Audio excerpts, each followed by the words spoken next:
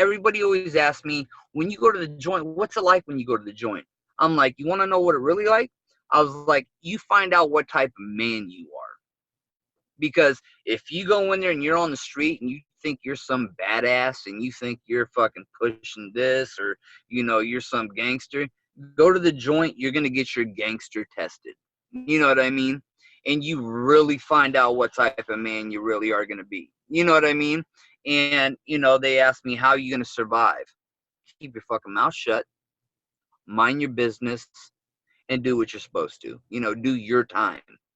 And, a lot of these youngsters nowadays, I talk to a few youngsters now that, I try to give them the right way, but, it's just hard nowadays. You know what I mean? But I look at it when I was their age, they don't want to listen to me. You know what I mean? Shit. I mean, that's like you. If I was in my teenage years, you wouldn't, I wouldn't listen to you either, True. I But didn't listen to I mean, I nobody. don't know. I didn't listen to nobody when I was young. What I was gonna say is, you're talking about thank God you weren't in Cali. Well, thank God you didn't get busted by the feds. That's the biggest thing. So the feds. So I had some of my homeboys that got caught on a separate case. Excuse me. That got caught on a separate case that did get caught by the feds. And so thank God that I didn't. And that was a big thing because with the feds, I think it's I know it's what is it 5 to 40 or 10 to life? I think it is because you did fed time. Yeah. Right. Yeah. So I don't know what it is, but I know I've had some homeboys out here that did get kept get caught with the feds, and that was my biggest fear when I got that phone call that day saying, "Hey, that the police, are at my parents' door." That's what I was worried about was the feds. I'm like, fuck. There's only two things that scare me in life, is the feds and God. You know what I mean? That's the only things that scare me in life. And it's I don't know. It's just hard, man. It's I know everybody likes hearing the war story. I've seen dudes get 15 years for, in the feds for probably less dope than you had. You know what I mean? Oh, bro, when I got caught, when they got my cash, bro, I had a lot saved up, man. They got it in the freezer, and they took me for all my cheese, bro. And like, it was like everything that I did was gone, like it was nothing. You know what I mean? Like it was just all gone. Like everything that I did, that I thought like I'm like, oh, I'm this Tony Montana, and honestly, like I wasn't, compared to like all these other people out here, but when you can get 100 racks or whatever saved up, you think you're top shit. And it wasn't like that. And when I got out was the worst part. So in the state of Washington, we don't have parole. We have DOC, which is like community custody. So I got a 5-year bid. I did 37 months. And so when I got out, I'm on DOC, and if it wasn't from my parents, I wouldn't have shit, And so when I was staying with my folks decided to move to Michigan, out towards Detroit. So I had to go out there with them because I had nowhere to go. You know what I mean? And I got let out May 29th, 2011. When I went out to Michigan, we ended up going out to Michigan 2013, August 29th. So we move out there, and from being from the West Coast and then moving to Detroit, I thought Cali was hard. Going to Detroit, life is cheap out there, bro. Like life is fucking cheap. And not only that, like cost of living's a lot cheaper, minimum wage is lower, this and that. And I struggled. Like out there, I didn't know what to do with my life. I'm like, I was like, I got to get custody of my kids because my baby mom had left me when I was locked up, and I'm just like, I didn't know what to do with my life. And thank God, like I don't preach, the Bible to anybody, but I went to church with my folks. I met somebody there that, led their hand out to me to get my CDL, to get my to drive trucks. and I started driving trucks over the road. And I drove trucks over the road for a few years, and I was making good money. I mean, 80 grand a year. And I came out, I got a hold of my baby mom, or my wife, I'm sorry, my wife. I've known her since I was in middle school. Me and her linked back up. I moved back out here and I got married. I mean, I got a house that's, over 500 grand. I got a brand new truck. I'm making 100K a year. You know what I mean? I'm a truck driver, heavy equipment operator, and all these people out here that I try to tell them, like I have a lot of homeboys that have been out of prison, and they're like, oh, nobody can make any money. We got a record out here, and this and that. And I'm like, you know what? I'm like, you sound like a buster. You know what I mean? If you don't, it is what you make it. You got to get out there and try. I struggled from 2011 to 2014. I mean, if it wasn't for my folks, I would have been done, man. Like, and that's why I try to preach to people. I'm like, you gotta try. You gotta do what you can do. You know what I mean? Don't sit there and, put this label on yourself that, oh, I'm never gonna be able to make anything of myself. I'm gonna be in convict for the rest of my life. No, fuck that. Sorry for my language, but forget that. You know what I mean? I'm not. I wasn't gonna allow that to happen to myself. I was like, nope, it's not going to happen.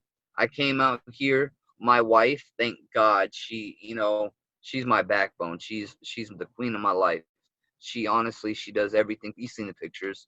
She's been there through thick and thin with me, and she's always had my back. And now, in a few months, I'll be making 42.75 an hour. You know what I mean? In Washington, it's not as much because the cost of living so high, but that's good money, man. Yeah. And coming where I came from, as from when I was younger, bro, it's not, I mean, it just, I don't,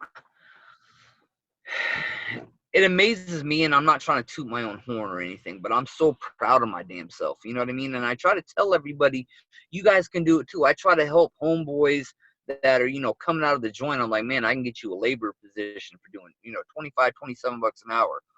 Oh, well, I don't have a car or a license. Take a fucking bus. You know what I mean? Do something.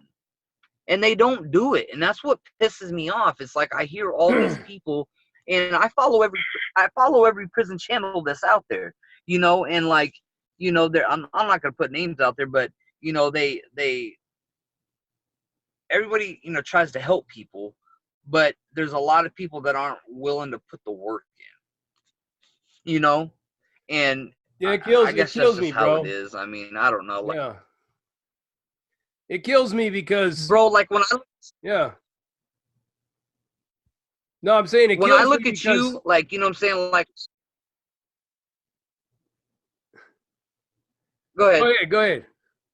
No, Oh no, I was saying, yeah. when I looked at you, bro, like I had a lot of homeboys that hit me up, and they're like, bro, they're like, you remind me of JD, this and that. They're like, dude, has a job, and he turns around, but a lot of the shit is because a lot of your shit's uncut and raw. You know what I mean? And Yeah. they're like, it just, I thought I'd put my story out on your channel, bro, like, and you know, I think I connect with you on a whole nother level than I guess other people. But I mean, it just amazes me how these people out here think that they just automatically deserve, just because they went to the joint and they got out, they automatically think that the fucking world's going to be fucking handed to them. You know what I mean?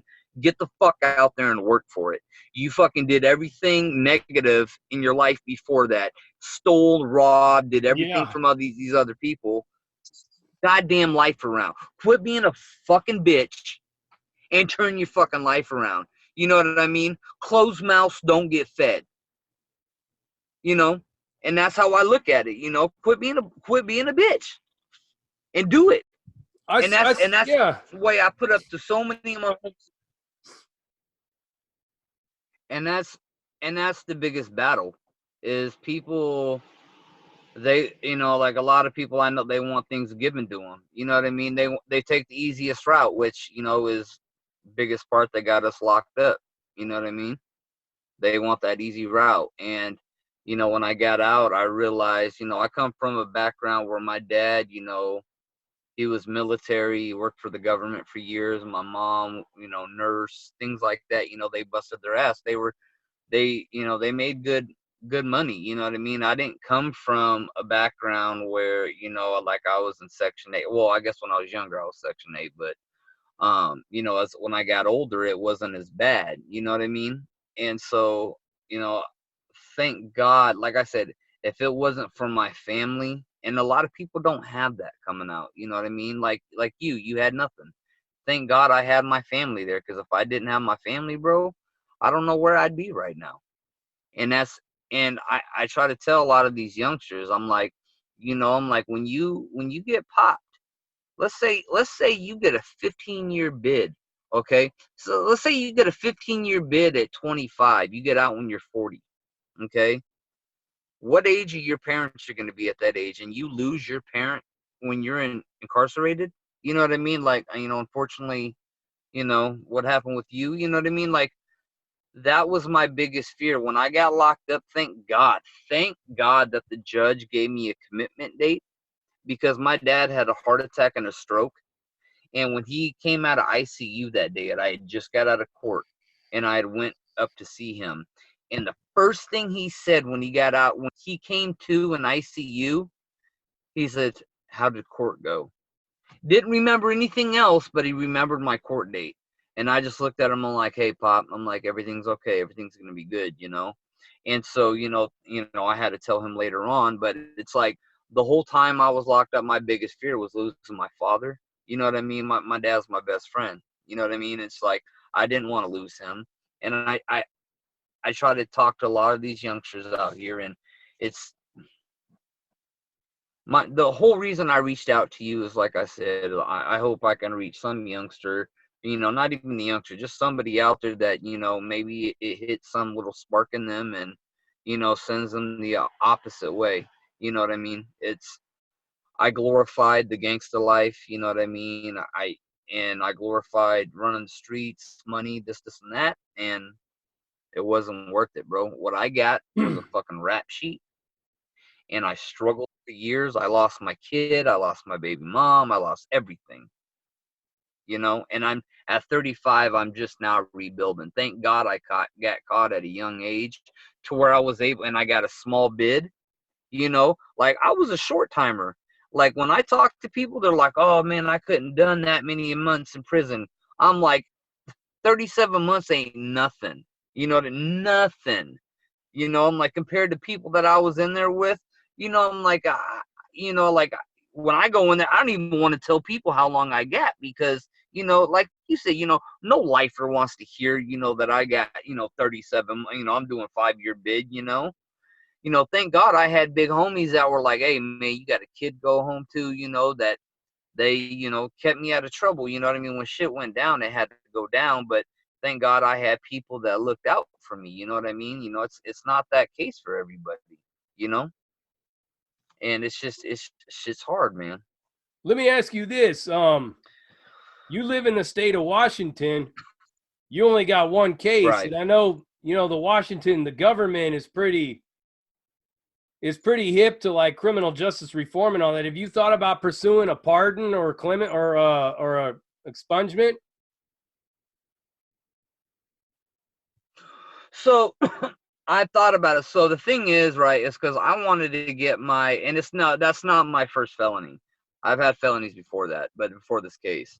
But I've tried, I wanted to try to get like to get my gun, permit and stuff like that, things like that, and get this taken care of, because I got out in 2011, so it's supposed to be past 7 years. But I want to say, I don't know, like I've talked to people about it, but I've never checked into it like fully, and I would love to do it, because I mean, I heard it that it costs money to do it. And you know what I mean? Like, I don't know if I have to get an attorney to get all that stuff done, but I'm willing to do it, because if that's the case, I would love to get my rights back, bro. Like, I mean, I I feel now that, like, if I went to court and then I pleaded my case, I think like I would have a shot. You know what I mean? I just don't know how to go about that. and I know you're in a situation, like you're all about that, and like I would love to, any information that you got, like any information I can get, period, I like to soak it up. You know what I mean? And so, I mean, that's something I would love to do. But not only that, I'd like to help other people doing it. You know what I mean? So what are you gonna like? What are All right. your goals for like the future as far as like helping people? You say you want to help youngsters. I mean, do you volunteer in any like organizations? Do you work with any? Do you get Yeah. involved in any kind of criminal justice reform So, projects out there? well, so right now, I have it's called the Minority Achievement Program, and it's out here in Washington. This guy that I know, he was a gang member back in the day. He ended up, getting adopted and then going to the University of Washington, getting a Rose Bowl ring, this and that. And so he when I got out, I reached out to him and I was like, "Hey, man," I was like, "Let me help out." And so he has had me. I've been to two high schools. I did their assemblies and talked to some youngsters. And then he had some young gang members, at the YMCA. He was like, "Hey, can you come talk to these kids?" And not a scared straight thing, because I don't buy into that shit. And so if I was in the Scared Straight program and I was their age, I would have been like, whatever, dude. You know what I mean? It is what it is. I'm gonna learn for myself. And so with these kids, I went there and just kind of told them my story and was like, hey, if you come into a situation, I always lend out my cell phone number to everybody. You got a situation that you can't handle or you're scared about or whatever it is, give me a call. I guess it's almost like, I guess, that if you were a drug addict or something like that, you know what I mean, like, calling a sponsor.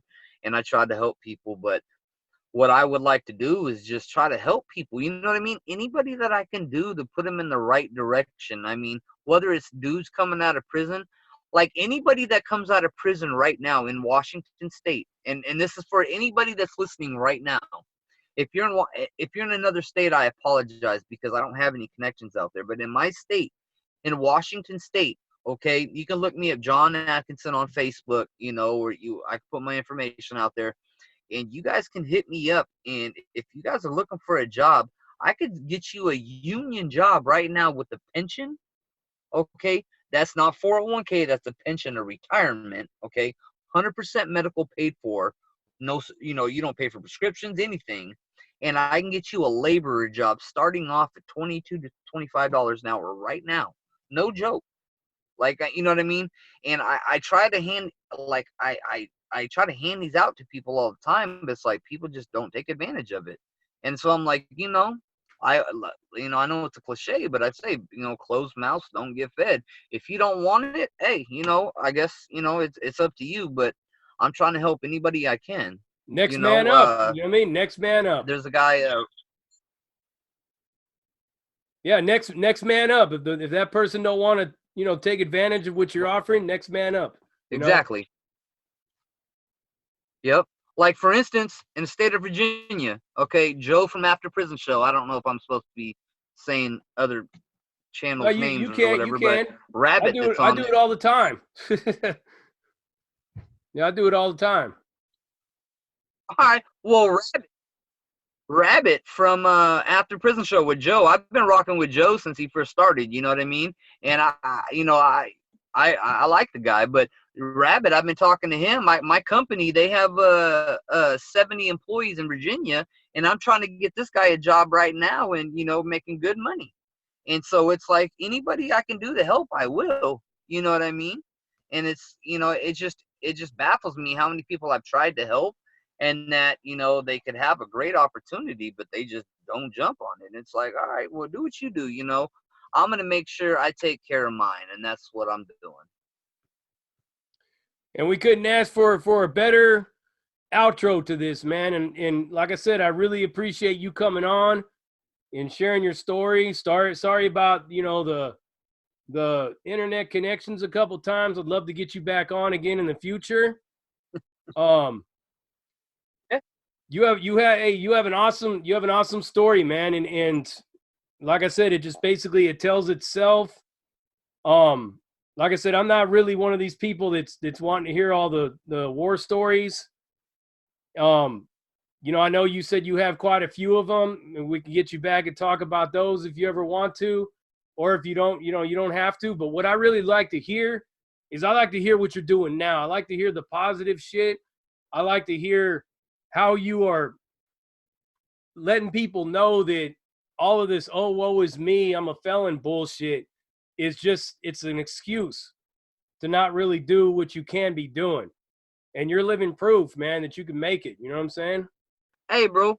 Also, so I'm starting my own company, right? So I just bought 2 dump trucks, some excavators. You know, I'm about to start, bro. I just put about 800,000 out for a loan for all these equipment. I'm gonna start but not only that, I'm just gonna like expand my name, but that's my business part. But I also want to expand my business part into like prison reform, like with what you're doing.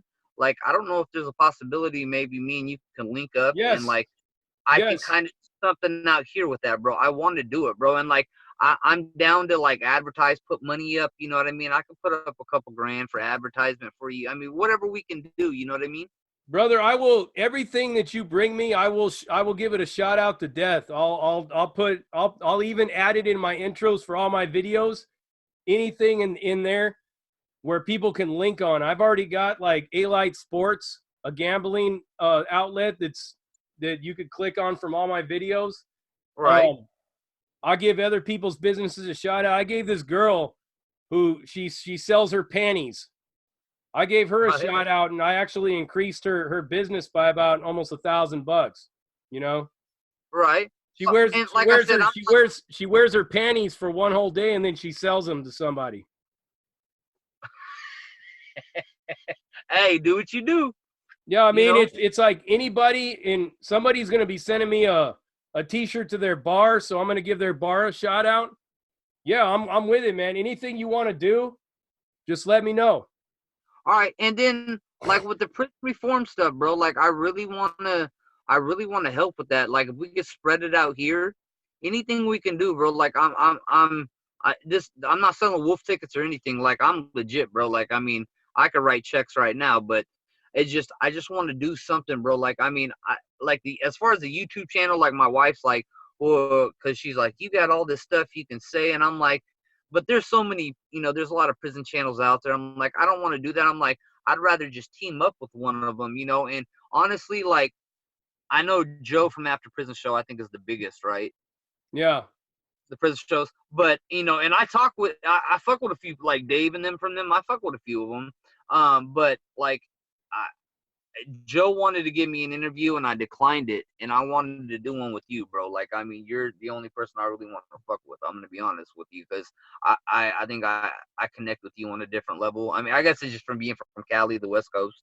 You know what I mean? Like, it's just I look at you like as a big homie. You know what I mean? Like that's just the way I look at it. I So appreciate that, man. And like I said, we'll I'll gladly work with you and do whatever you want to do.